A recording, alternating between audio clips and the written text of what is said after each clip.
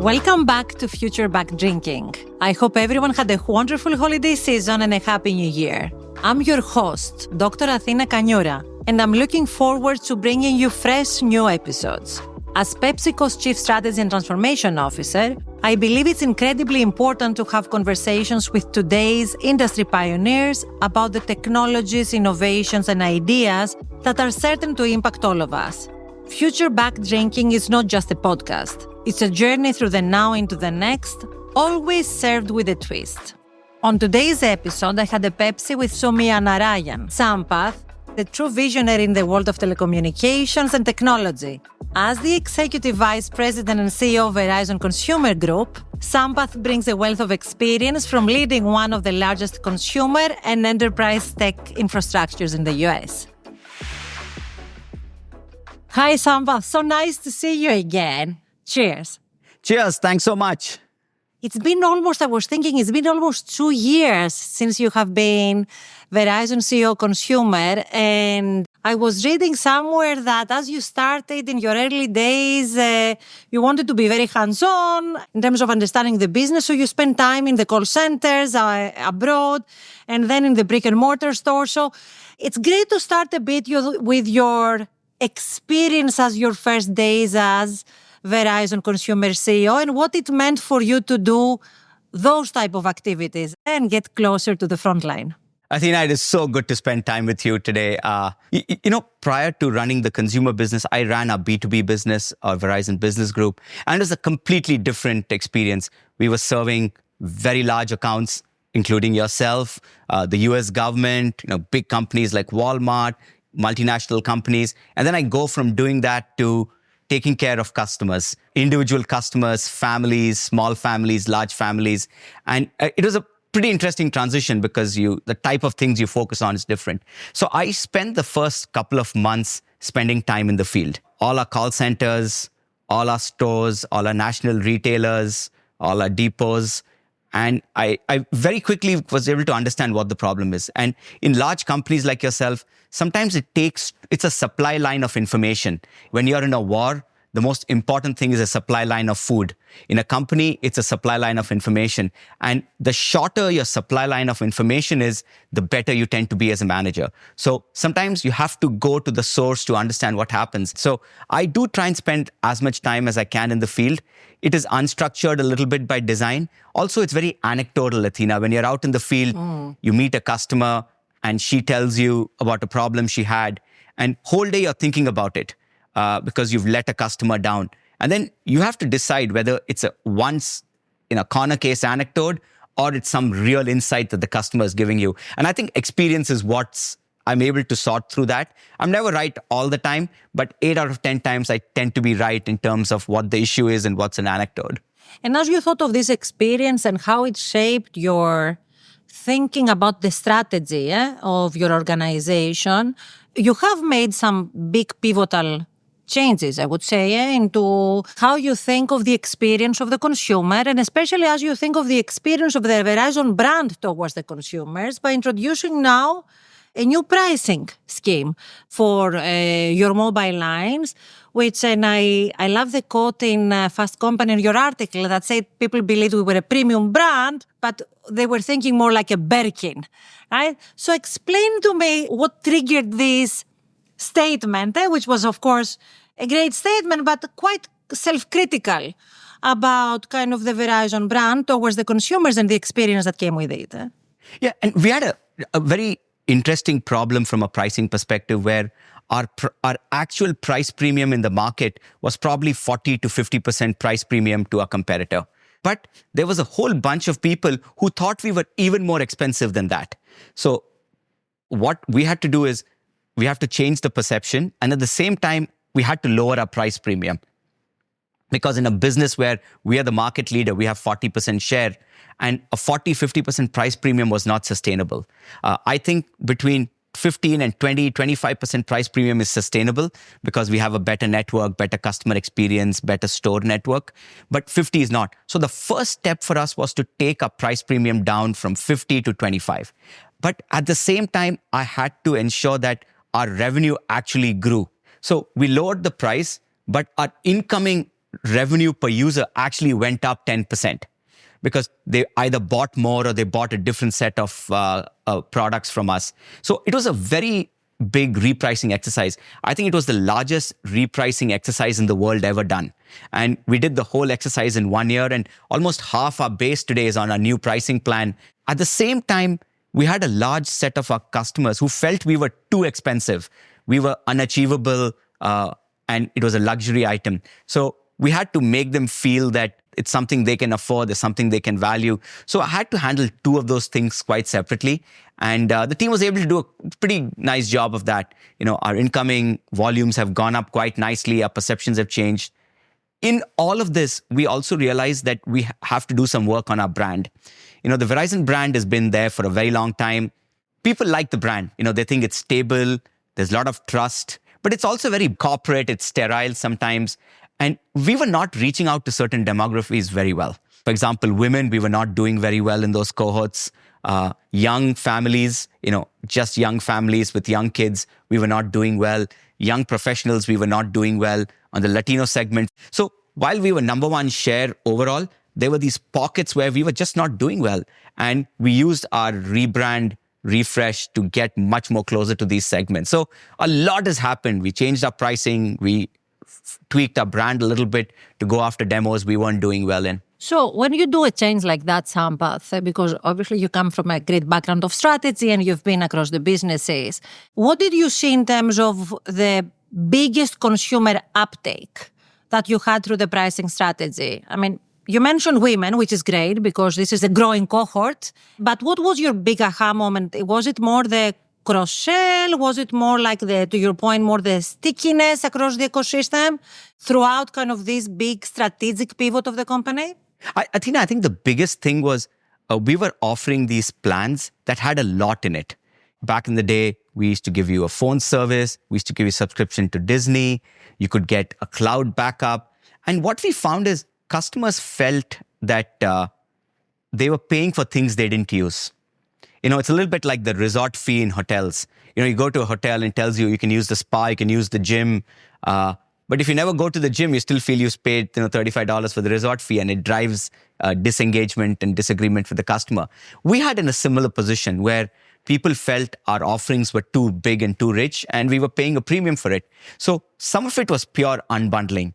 We had overbundled in some areas, so we went and unbundled it so customers can choose. And I think that's a very powerful pricing lever that people have. We tend to think putting things together are always the right thing.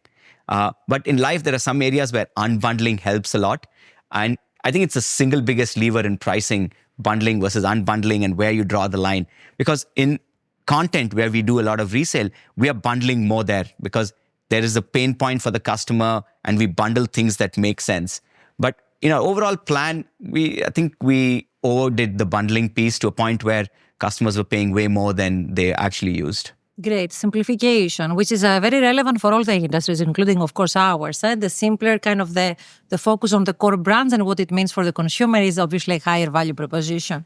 So along with that, you are a company that is renowned for excellent network, and you have made massive investments, of course, in 5G, in infrastructure. So how do you see the role of technology in the evolving ecosystem of telecom, and especially as you think of the next horizon of the industry and the role of this critical infrastructure for the survival, but also the evolution of the industry? Yeah, Athina, for us, there are only two markets we want to play in, broadband and mobility. We are a very interesting company, given our size and scale. We only play mostly in the US. Almost 99% of our revenue comes from the US. And we only play in mobility and broadband. There are very few companies of our size and scale in the world that is so focused on just one or two things in one geography. We like that position a lot. We think there's enough upside in this place to do that piece. At the end of the day, we want to connect things and connect people. That's it. That's the only value prop we offer. And increasingly, we are finding, if you think about it, when you leave home, we used to check your wallet, your car keys, and your phone. Today, you can leave without your wallet and your car keys, but you can't leave home without a phone. So we think the phone is a very, very important part of people's lives, and we enable things to happen every single day. We enable kids to connect with their parents. We enable grandparents to connect with their kids. We help education, telehealth. So the role of telecommunication is a lot more richer in people's lives. We are basically empowering people to live their best life every single day.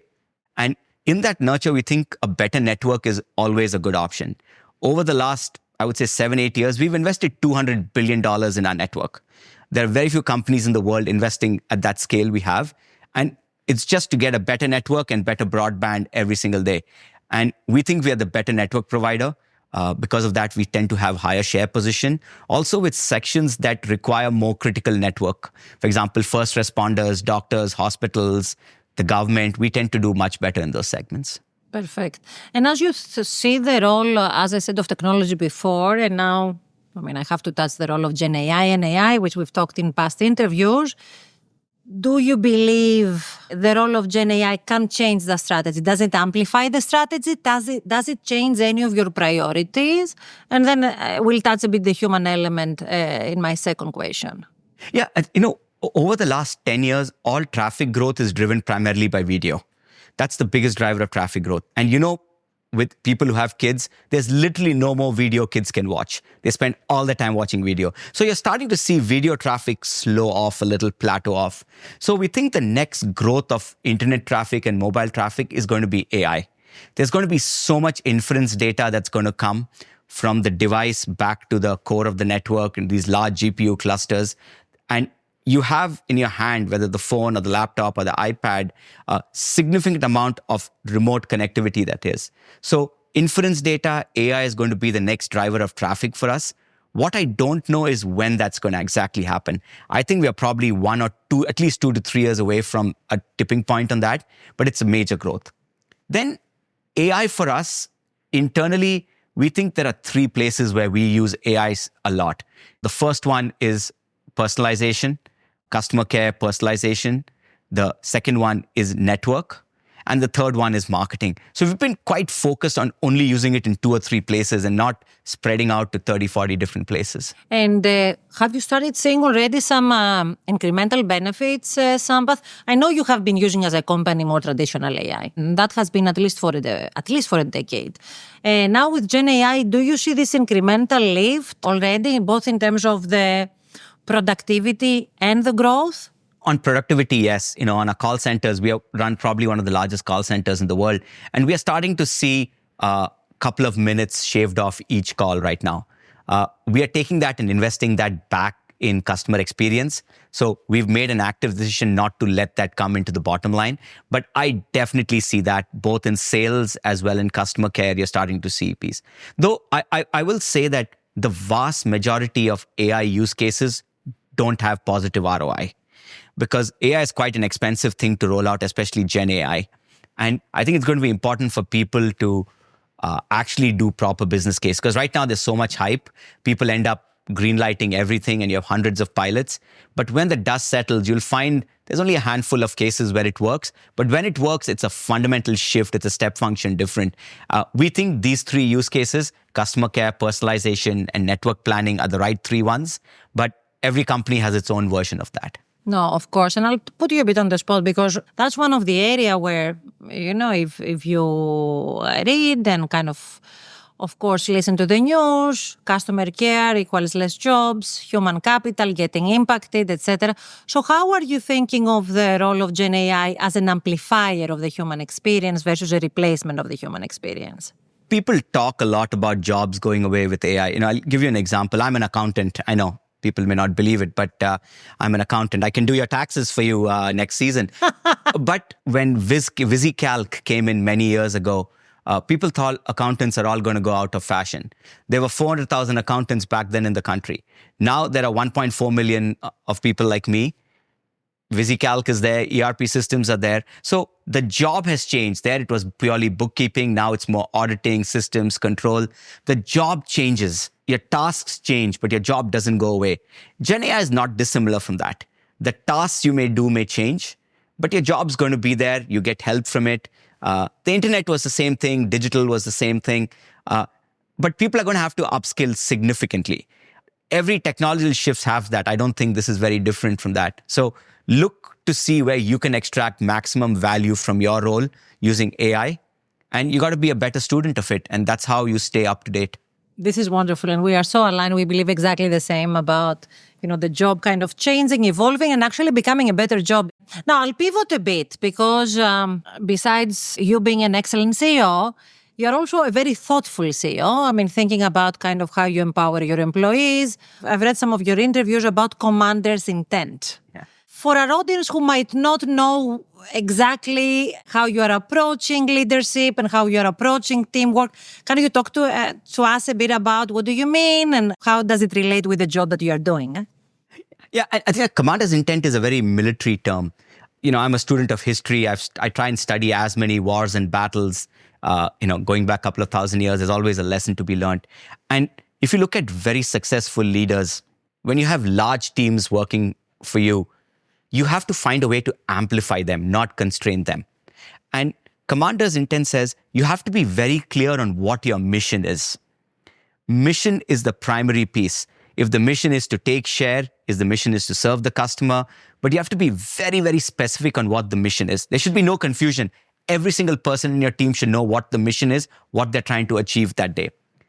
Then the second piece is how they do it. You have to let your leaders and the teams underneath you figure it out. Because you can never be in every single detail. And if you tell your frontline, you have to do it only this way, and that way is not possible, they just stand still. They do nothing. They're waiting. They're waiting for the commander to send them a text. They're waiting for the commander to send them a fax back in the day. Back in the day, they were waiting for the horse to come with the rider and tell them what to do. So commander's intent is laying out your mission and then giving enough leeway to your teams to get there on their own. And in doing this, you tend to amplify your teams and not constrain them. And in large organizations, Verizon is no exception to that. I try and be very clear on what your priorities are. And it may change a little bit occasionally, but then teams can take them, apply themselves to the problem and get to a significantly better outcome. This ensures you don't micromanage. It ensures that teams get some leeway. They have pride of authorship and ownership, and it almost always leads to a better outcome. So you talk a lot about empowerment through this process. Of course, that helps very strong leaders, but also might refrain some of the more introvert leaders to show their capabilities. So how do you deal with the different personalities in your leadership team through this approach? Because they need to have a safe space also to fail. So do you allow for failure in such a framework?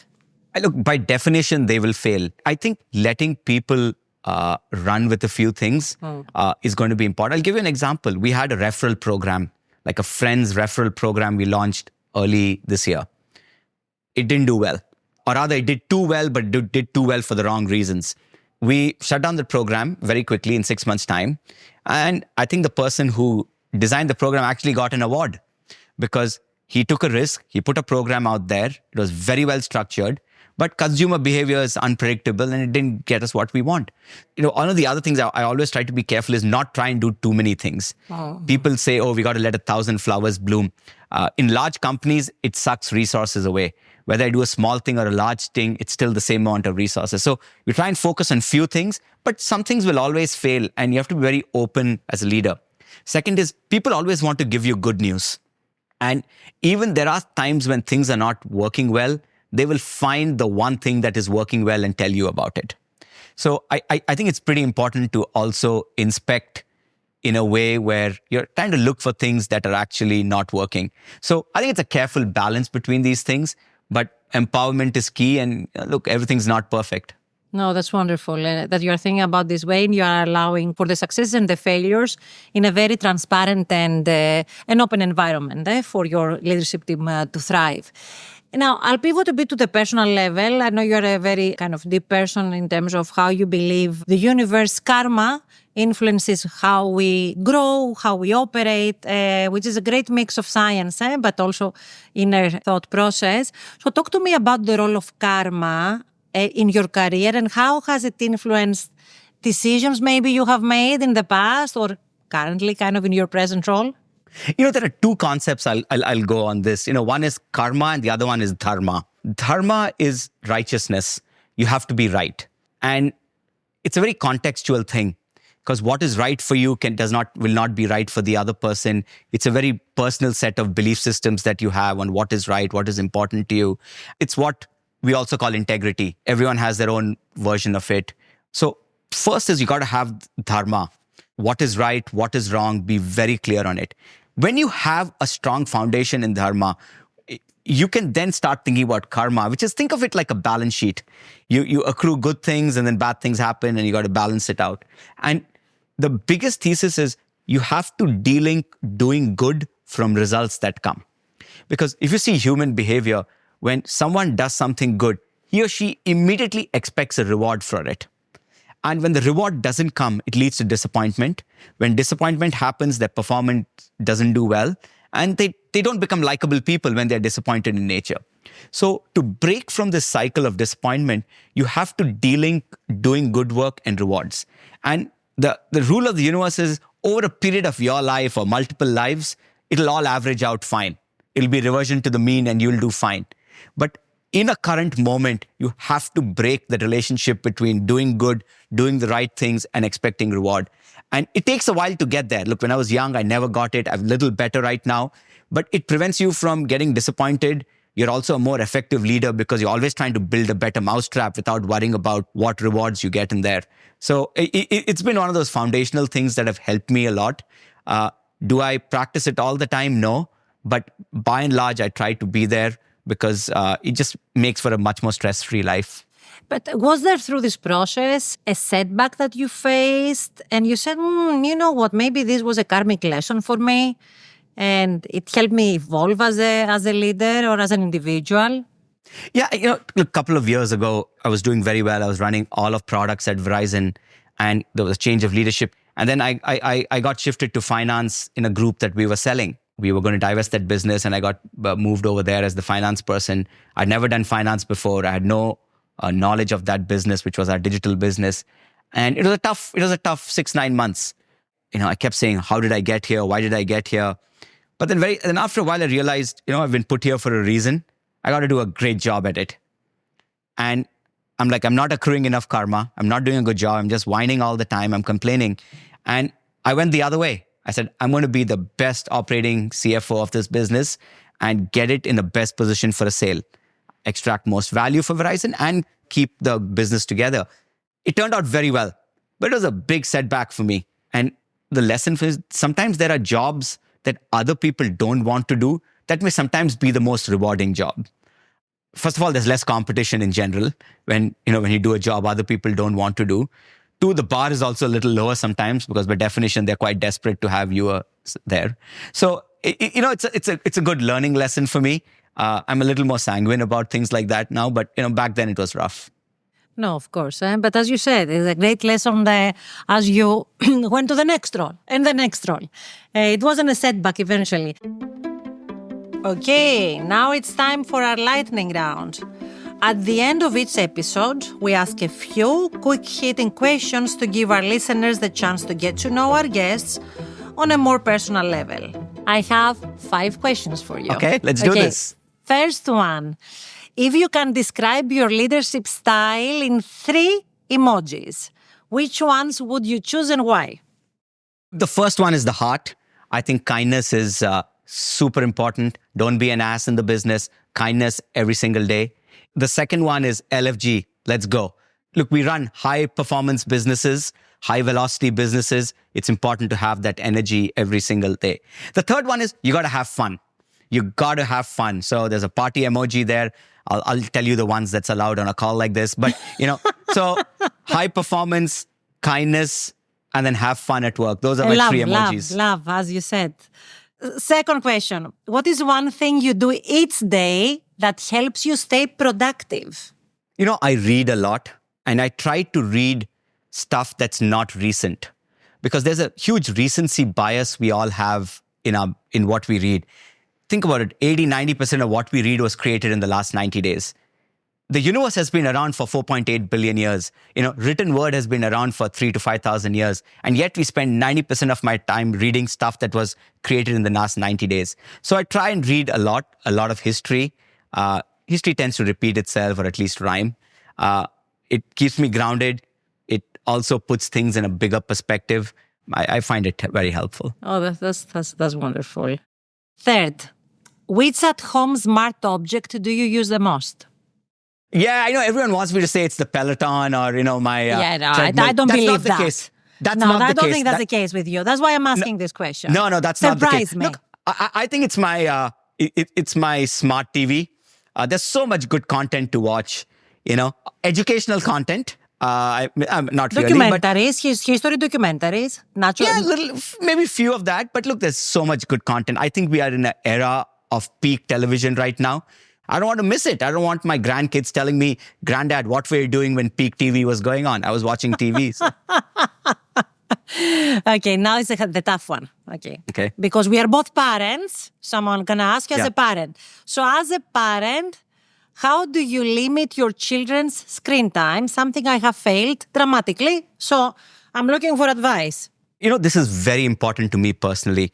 Being the largest phone company in the world, there's a place to use digital devices. There's a place not to use digital devices. The first one is, I don't think young kids need phones. I think kids who are very young, they can share a phone. They can watch content on the TV. It's not super important that they have a phone. Second is limits are very important. Time limits are very extremely important. I mean, we let our kids do everything in the right proportion. Phone should be no exception. Third, social media. If you're less than 12 or 13 years of age, don't get on social media. There's nothing good that's going to come off it. You're not mature enough to handle all the ins and outs that go with it. And then last is you have to know what's going on in your kids' digital lives.